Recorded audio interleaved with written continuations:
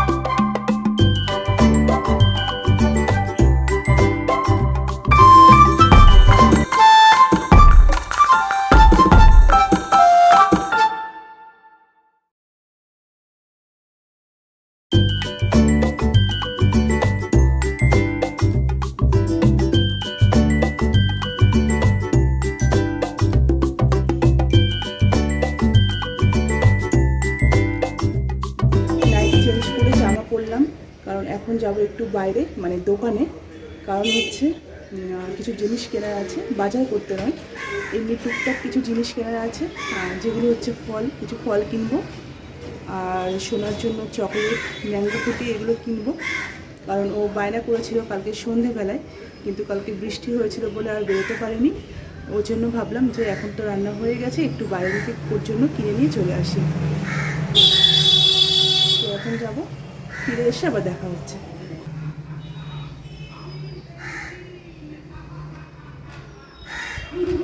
তো চলো আমরা এখন যাই, টাটা। দেখাচ্ছি বাজার থেকে দিতে আনলাম। এটা হচ্ছে লিচু, দেখতেই পাচ্ছ লিচু।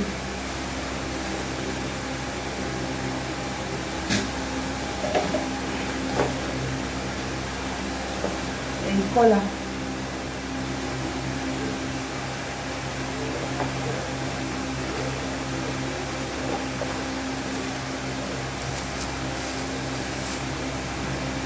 ম্যাঙ্গো ফুটি,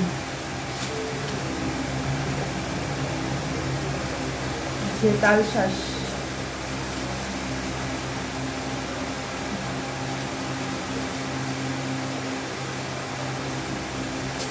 দুটো খাওয়া হয়ে গেছে, আগে আমার 5টা ছিল, ঠিক আছে। আর এখানে আছে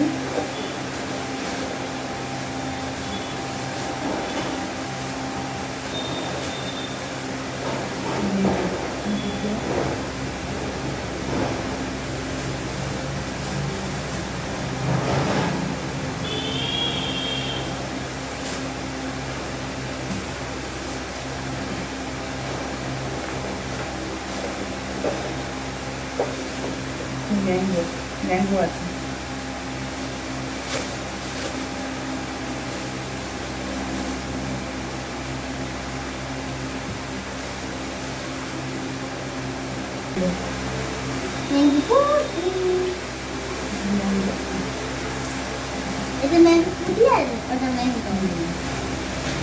আর এখানে আছে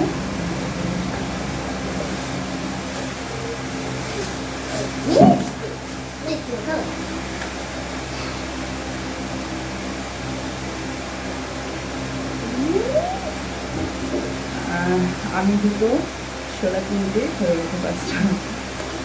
আর হচ্ছে পয়লা নিয়ে যায় চকলেট, বাদাম দিতে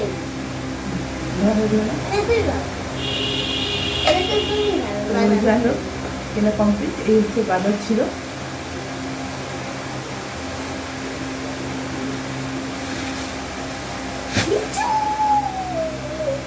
টাটা করে দাও।